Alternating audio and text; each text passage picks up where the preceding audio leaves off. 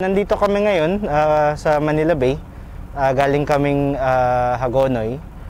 At wala pang 2 kilometers, around 3 kilometers, mga 10 minutes na kaming umalis, no?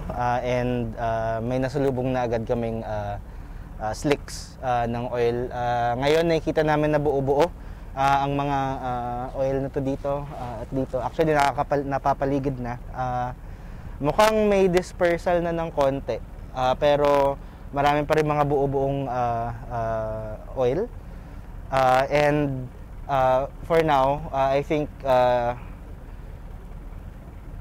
isa ito sa mga magiging mas long-term na impacts dito sa Bulacan, no? And other areas dito sa Manila Bay dahil fishing grounds ito. At alam natin na matagal, almost impossible mamatay at mawala ang langis, no? And maka-apekto ito sa biodiversity ng area and the environmental health ng area for years to come, no? So may pangangailangan talaga na bilisan ng gobyerno ang kanilang response dito.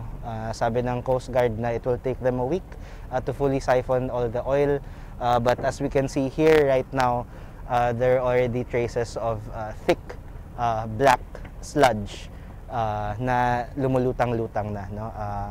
So kailangan bilisan, no? At kailangang gamitin ng pamahalaan ang full force ng batas para panagutin ang sino mang may kasalanan nito.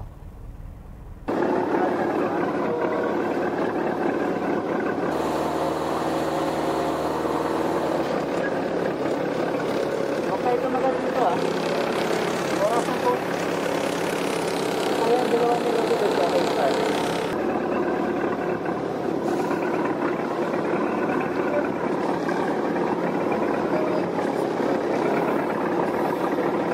Kita lahat. Pati dun sa dulo rin. Yun, no?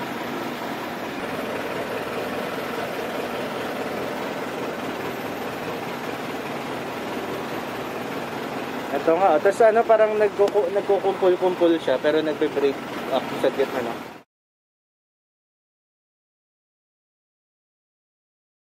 Ako po si Isaac M. Maranas, bilang kagawad po ng Barangay Tibagin. Ako po ay isang mangingisda. Kagabi po ay lumot po kami sa punong sanggabi. Nung sanggabi po nakita po namin langis sa airport na ginagawa. Tapos po kagabi dito na po sa may banda namin nakita sa may Pamarawan, Santa Cruz, Masukol, hanggang Pugad na po ang langis. Ang mga bangka po nagbagsak ng lambat.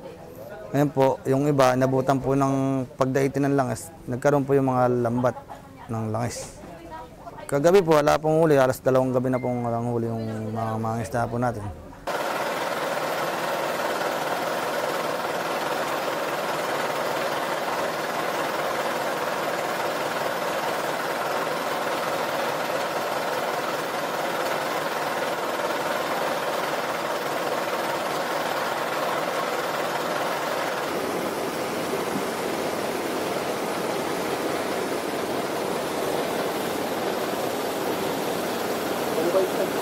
Kami yung babagsakan. Ayan. Kagabi po, ang lugi po ng bawat bangka po namin sa mga 8,000. Kasi po, diesel, takbo po ng takbo, pagkain ng tao. Kasi po, bago po bumagyo, nakakahuli po kami. Ngayon po, nung paglawat po namin, kumalma, nawala po yung hangin. Namutim, wala akong huli. Malaki po epekto niyan sa amin po kasi po mawala po kami ng panghanap buhay. Kasi po, pag isang buwan lang po, asa po kami kukuha ng pangkain ng pamilya namin, kaya po ganyan. Maganda sa drone to. Ipalipad mo na, bilis. Para sayang. Nasuwa na to. Yung drone pag lipad, lang. Agad. Tapos, pag may gusto mo ipahawak sa akin. Oo, ang dami tayo. Kita dito. Pagka po yan masala po dumaiti pa sa ilog namin, malaki po magiging apekto po niya kasi po yung fish pan, yung talabahan sa amin po, yun po ang makakapekto. saka po sa mga maliliit na mga isda.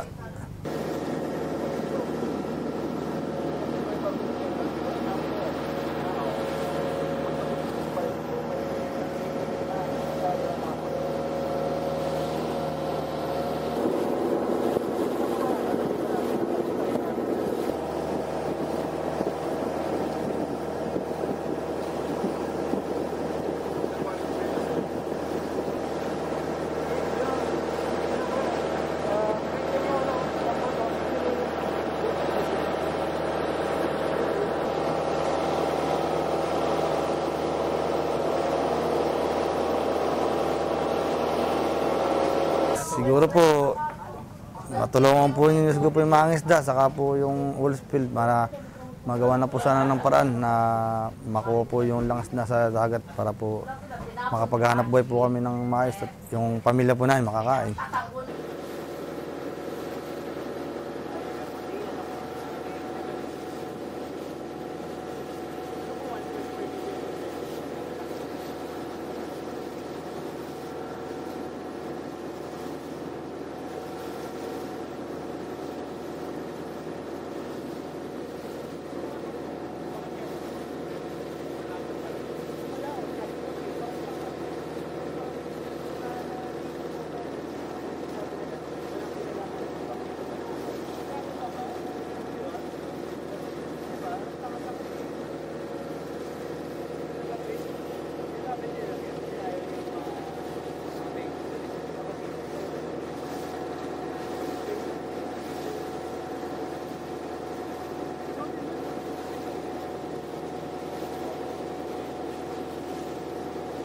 Sana po, hihingi po kami ng tulong para po yung langas po ay mapagtulong-tulungan po kahit na po kami mga isda, matulungan po namin kayo kung paano po na mawala yung langas.